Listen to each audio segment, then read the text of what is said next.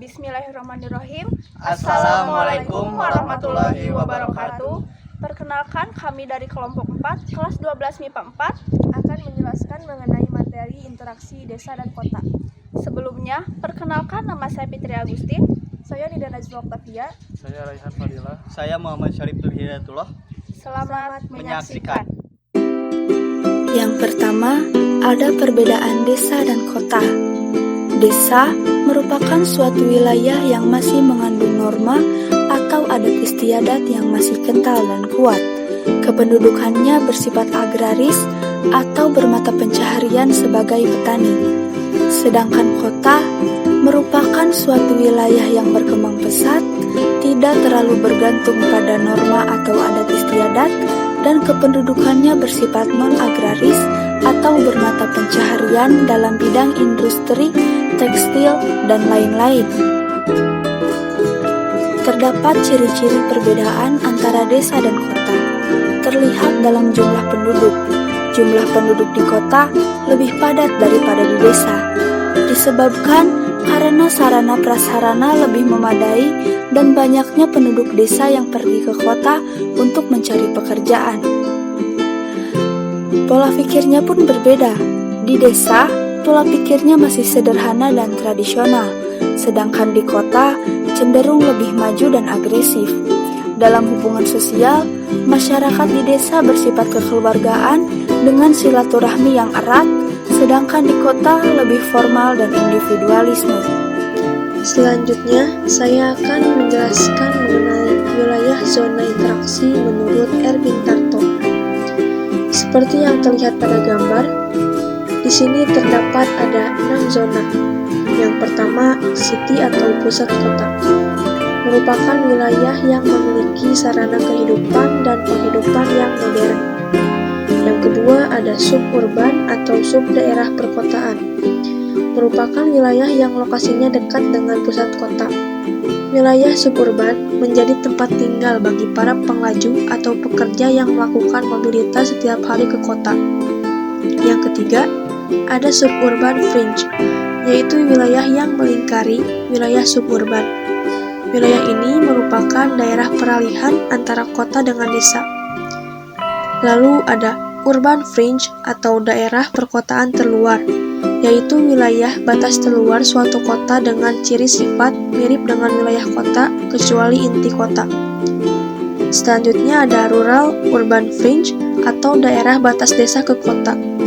Adalah jalur wilayah yang terletak antara kota dan desa yang dicirikan dengan penggunaan lahan campuran antara sektor pertanian dan non-pertanian. Yang terakhir ada rural atau pedesaan. Adalah suatu wilayah yang menitik beratkan pada sektor pertanian atau kehidupan agraris. Selanjutnya saya akan menjelaskan mengenai interaksi desa dan kota.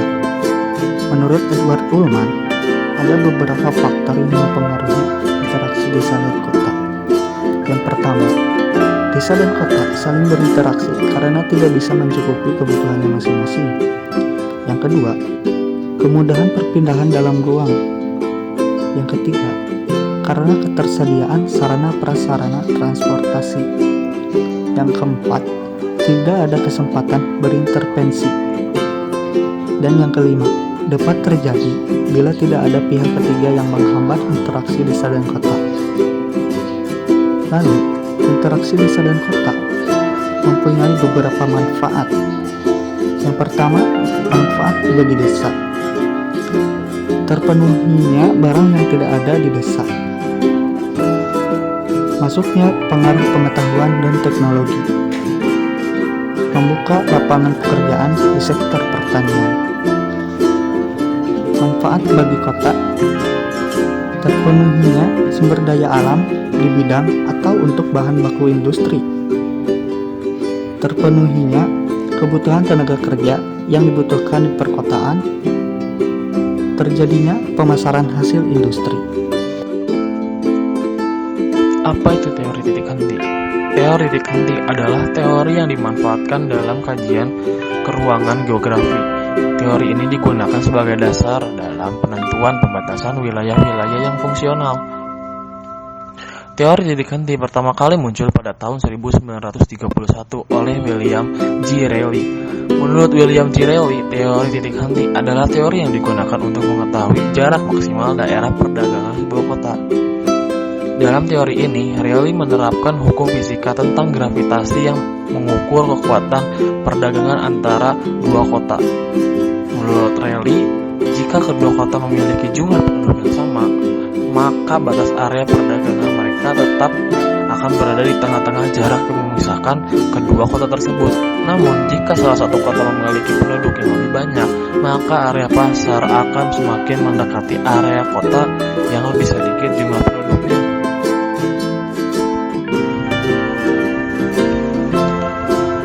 Rumus titik henti dapat ditulis sebagai berikut.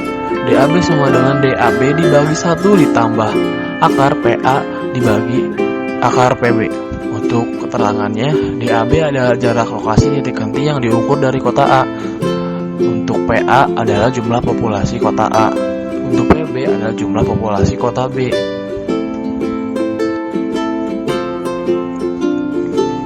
Contoh soal sebagai berikut. Pemerintah ingin membangun sebuah pasar di antara kota A dan kota B. Jika penduduk di kota A sebanyak 400.000 jiwa, penduduk B sebanyak 100.000 jiwa, dan jarak antara dua kota tersebut adalah 40 km. Maka tentukan di mana lokasi pasar berdasarkan perhitungan titik henti. Diketahui DAB-nya 40 km, PA-nya 400.000 km, dan PB-nya 100.000 km. Yang ditanyakannya adalah DAB. Untuk penyelesaian adalah DAB sama dengan DAB dibagi 1 ditambah akar PAB dibagi PB. Kita masukkan DAB-nya ganti jadi 40 km dan PAPB-nya diganti 400.000 dan 100.000. Jadi 40 dibagi 1 ditambah akar 400.000 dibagi 100.000. Pembagian 400.000 dan 100.000 menjadi 4. Karena akar 4 adalah 2, jadi 1 ditambah 2 hasilnya 3. Jadi DAB ada sama dengan 40 dibagi 3, yang hasilnya adalah 13,33 km. Sekian dari kelompok kami. Mohon maaf bila ada kekurangan dan kesalahan. Wabillahi taufiq wal hidayah. Wassalamualaikum warahmatullahi wabarakatuh.